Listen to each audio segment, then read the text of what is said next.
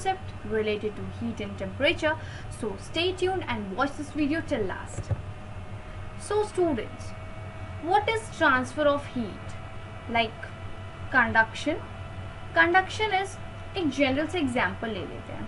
हमने क्या किया, हम खाना बना रहे हैं, ठीक है, एंड हम एक लैडल से उसको क्या कर रहे हैं, स्टर कर रहे हैं. थोड़ी देर तक हमने उस लैडल को उसी पे रख दिया और हम थोड़ा काम करने चले गए. जब हम वापस आए तो हमने क्या देखा वो जो लैडल है उसका जो लास्ट टिप है वो भी क्या हो गया है, वो हो गया है एकदम hot. Reason why? Because of conduction. Conduction is when heat is transferred from one part to another part. Conduction is the process of flow of heat from a hot object to a cold object is called conduction.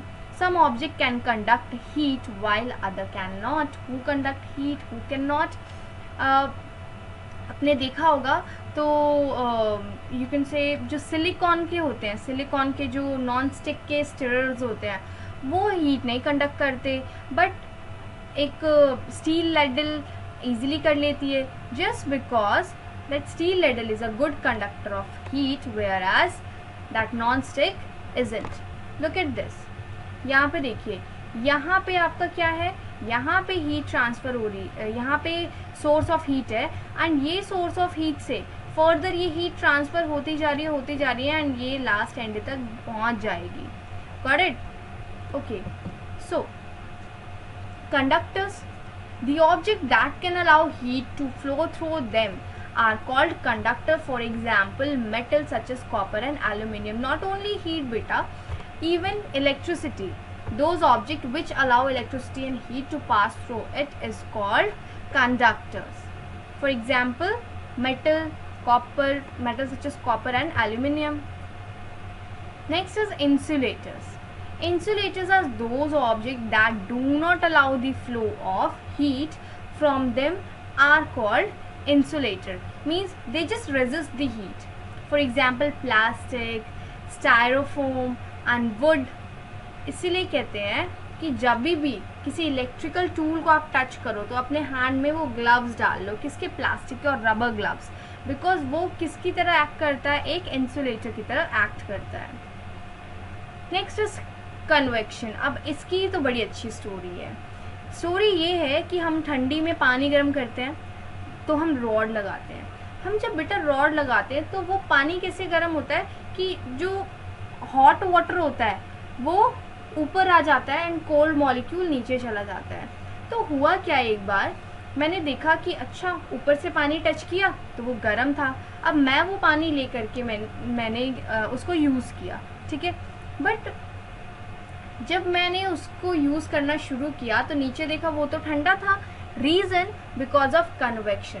Convection में जो भी heat liquid molecules and gases होते हैं वो top पे आ जाते हैं, ठीक है, एंड कोल्ड मॉलिक्यूल नीचे चले जाता है. ये प्रोसेस कंटिन्यू होते रहता है एंड एक टाइम ऐसा आता है जबकि पूरा का पूरा वाटर क्या हो जाएगा, हॉट हो जाएगा. The transfer of heat in liquid and gases is called convection. The molecule of the liquid or gas that are near to the source of the heat get heated first. They become lighter due to the heat and move upward. Means जो warm air होती है वो light होती है, जो cold air होती है वो क्या होती है, heavy होती है. The cold particles being heavier take the place of this process continue. So देखो, हमेशा सिंक वही करता है, डूबता वही है जो भारी होता है, मीन्स हैवी होता है, और ऊपर वही जाता है जो लाइट होता है. So what happen then just by this process. यहाँ पे देखिए हॉट वाटर ऊपर जाता है, कोल्ड वाटर नीचे आता है. अच्छा, एक लाइव एग्जांपल ले लेते हैं. आपके घर में वेंटिलेटर्स होंगे. वो वेंटिलेटर्स क्यों ज़रूरी होते हैं एंड उन हाउसेज में क्या जहाँ वेंटिलेटर्स नहीं होते? बेटा वेंटिलेटर्स की इम्पोर्टेंस ये है कि जब जो हॉट एयर होती है it rises up and escape through ventilators and cold air कहाँ से आती है? डोर से आती है. सो वेंटिलेशन पूरा बना रहता है एंड टेम्परेचर जो उस रूम का है वो मेंटेन रहता है, उसमें ज़्यादा उमस से ज़्यादा गर्मी नहीं होती. ठीक है. Next is radiation. It is a process of transfer of heat in the form of waves. जैसे धूप से हमको क्या मिल रही है, रेडिएशन। हम सूरज के एकदम चिपक के तो है नहीं, चिपकेंगे तो हम क्या हो जाएंगे, चूरमा बन जाएंगे, ठीक है। तो ये रेडिएशन, एंड हम आग सेकते हैं, बॉनफायर, तो हम हाथ एकदम उसके अंदर नहीं घुसा देते, हम ऊपर से उसकी वेव से हम हीट लेते हैं, ठीक है। For example, the sun's heat reaches the earth surface through radiation. Every hot object radiates some heat into the environment, hence many times an object get heated just by being near to a hot object. Got it? Okay, so what are the principle of application of radiation? Solar cooker आपने सुना होगा, look at here, ये है आपका solar cooker जिसमें आपने glass use किया and इसमें आप खाना बना रहे हैं, just because of what, just because of sunlight. Sunlight इस ग्लास के थ्रू यहाँ रिफ्लेक्ट करती है एंड रिफ्लेक्ट करने के बाद वो इंट्रैप हो जाती है और वहाँ पर खाना बनता है। सेकेंड थिंग, जो हम लाइट कलर्ड क्लोथ्स पहनते हैं वो क्यों पहनते हैं, ताकि हमारा जो लाइट कलर क्लोथ हो, light colour is actually a poor conductor of heat, so less we absorb, less we feel hotness. So we prefer wearing dark clothes in winter because they are good absorber of heat and they keep us warm. Got it? What do you mean by a thermoflask? A thermoflask is nothing else. It is just a, you can say, that bottle which keeps water cold or hot for a longer time. इसका basic देखिए, इसका basic क्या होता है, आजकल तो outer में भी आ जाता है आपका क्या कहते हैं स्टील बॉडी, बट मेनली अगर हम प्लास्टिक बॉडी पे वर्क करें, बट आउटर में भी वो स्टील बॉडी आती है which is a mix and which do not allow any you can say exchange of temperature. Got it? Any exchange of temperature from outside to inside or from inside to outside. अगर हम plastic थर्मोफ्लास्क की बात करें तो plastic थर्मोफ्लास्क बेटा, बाहर plastic की shielding होगी, plastic is bad conductor of heat, so plastic prevent heat loss and act as insulator.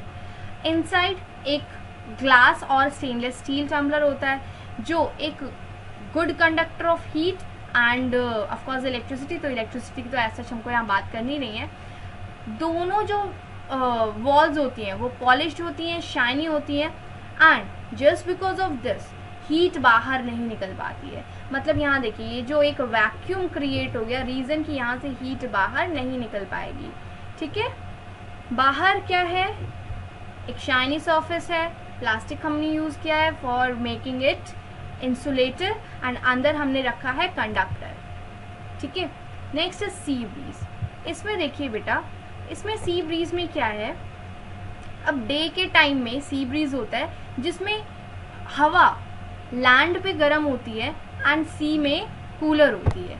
ठीक है, so of course hot air rise up, cool air come inside. ठीक है, ये कॉन्सेप्ट वेंटिलेटर्स में भी था, ये कॉन्सेप्ट हमारा sea breeze and land breeze में भी है. तो इसको देख लेते हैं. The wind blowing from sea towards the land is called sea breeze. अब सी ब्रीज क्यों बोलते हैं, बिकॉज एयर कहाँ से, सी से आ रही है, फ्रॉम द सी.